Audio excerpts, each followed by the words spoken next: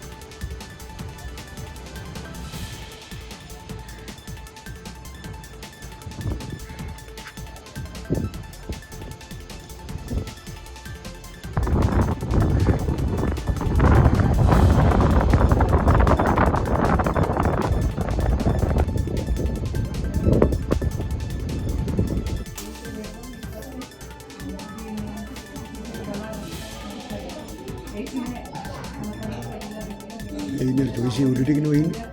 Baru ini mana karya ada kan?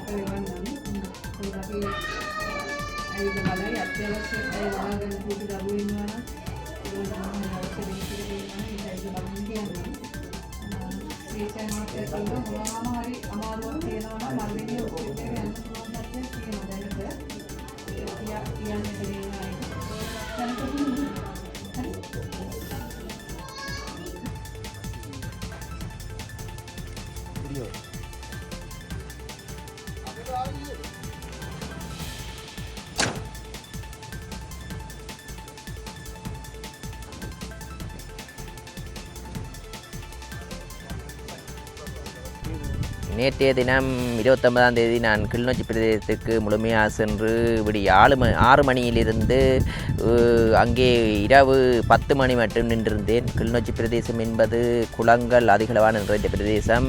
அங்கே பல மக்கள் பாதிக்கப்பட்டிருந்தார்கள். ஏனென்றால் இடமடு நீரானது இரடமடுக்கு நீரானது வரத்து அதிகரித்திருந்தது.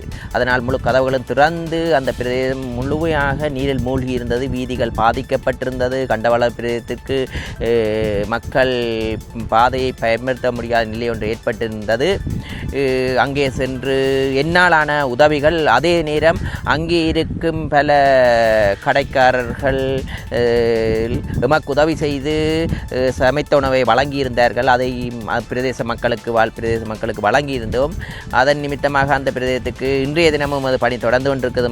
அமைப்பாளர்கள் கூடாக இன்றைய தினம் நான் யாழ்ப்பாணத்திற்கு வந்து உண்மையாகவே தீவை முதலாவது அவதானிக்க வேண்டும் என்ற வகையில் தீவு பிரதேசத்துக்கு வந்து அவதானித்திருந்தேன். அதுவும் கடல் கடந்த தீவுகளை அவதானிக்க வேண்டும். ஏனென்றால் போக்குவரத்து பாதை இல்லாத பிரதேசம்.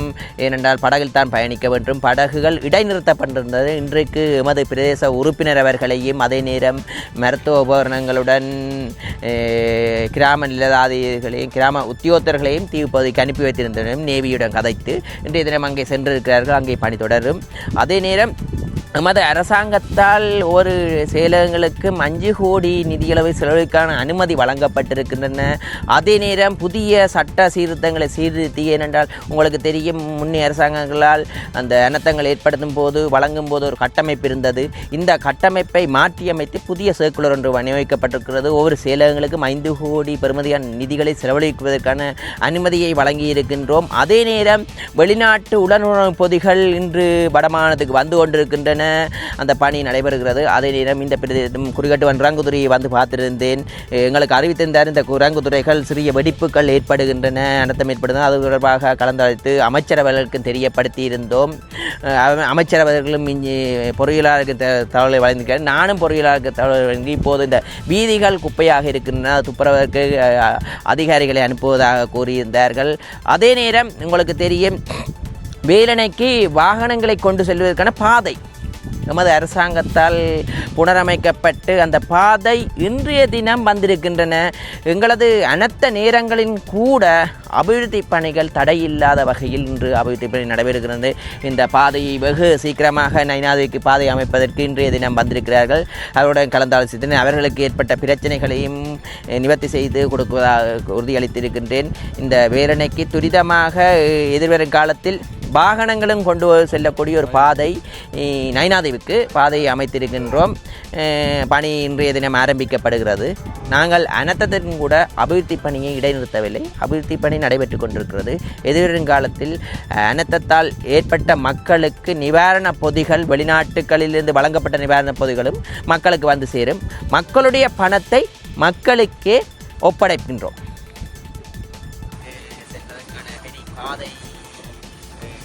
அரசாங்கத்தால் செய்யப்பட்டு கொண்டிருக்கிறது. இன்றைய தினம் அதற்கான வேலைகளை ஆரம்பிப்பதற்காக வந்திருக்கிறார்கள். பழைய பாதை இருந்தது, அது பழுதடைந்து கடலுக்கு மூழ்கி இருக்கின்றன. இப்போது புதிய பாதை ஒன்று செய்வதற்கு வெகு விரைவில் நைனாதீவுக்கான பாதை வாகனங்களை கொண்டு போவதற்கான ஒரு சந்தர்ப்பம் ஏற்பட போகின்றது. இதற்கான இன்றைய தினம் இந்த அனைத்து நேரத்திலும் இவ்வாறான அபிவிருத்தி பணிகள் நடைபெற்றுக் கொண்டே இருக்கின்றன. இங்கே வந்திருக்கிறார்கள், அதற்கான வேலைகளை ஆரம்பிக்கிறார்கள். எதிர்காலத்தில் வெகு விரைவில் நைனாதீவுக்கான பாதை தயாராக தீவு பகுதிக்கு சென்று பார்த்திருந்த கடல் நிலவரங்களை, அதே நேரம் இதுவரை காலமும் தீவு பகுதிகளுக்கான மக்கள் பயண பாதை இடைநிறுத்தப்பட்டிருக்கிறது. போக்குவரத்து கடல் வழி பாதை இடைநிறுத்தப்பட்டிருக்கிறது. ஆனால் எமது பிரதேச உறுப்பினர் அவர்களும் வேரணை பிரதேச உறுப்பினர் அவர்கள் இன்றைய தினம் நைனாதீவுக்கு அங்கே மக்கள் பணிக்காக செல்கிறார், நேவியின் அனுசரணையுடன். அதே நேரம் அரசு உத்தியோகத்தர்கள்.